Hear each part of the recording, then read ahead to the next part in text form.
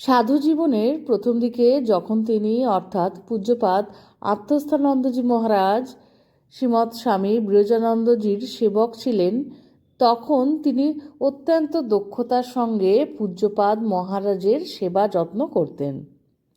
আমি যখন শ্যামলতান আশ্রমে ছিলাম, তখন প্রবীণ গ্রামবাসীদের কারো কারো কাছে পূজ্যপাদ বিরজানন্দজির কথা ও তাঁর সেবকদের কথা শুনেছি।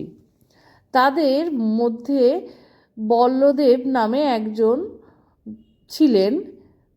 তখন আশ্রমে যাতায়াত করতেন তিনি, যিনি পূজনীয় স্বামী বিরজানন্দজির সামনে শ্যামলতান আশ্রমের কর্মী ছিলেন। তিনি আশ্রমের রান্নার কাজ করতেন। তিনি বলতেন, সেবকদের মধ্যে সত্যকৃষ্ণ মহারাজ অর্থাৎ আত্মস্থানন্দজি মহারাজের পূর্বাশ্রমের নাম ছিল তা, অত্যন্ত চান্ট ছিলেন। চান্ট মানে খুব চটপটে বা তৎপর। তিনি আরও বলতেন, শুধু কাজে কর্মেই নয়, কথাবার্তাতেও তিনি তেমনই ছিলেন।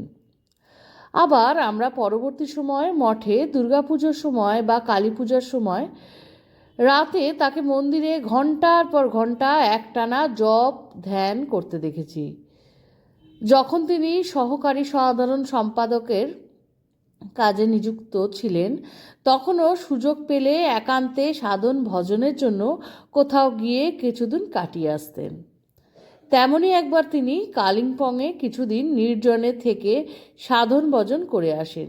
যতদিন পারতেন মঠে সন্ধ্যারতিতে যোগ দিতেন এবং মঠের সকল সাধু ব্রহ্মচারীদেরও আরতিতে যোগ দেওয়ার জন্য উৎসাহিত করতেন।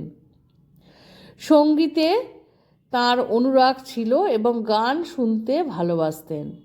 মঠে নতুন কেউ সাধু হতে এলে তিনি তাদের সঙ্গে নিত্য মিলিত হতেন এবং তাদের সাধু জীবন গঠনের নানা উপদেশ ও পরামর্শ দিতেন, যাতে তারা পরবর্তী জীবনে ঠিক ঠিক সাধু জীবন যাপন করতে পারেন।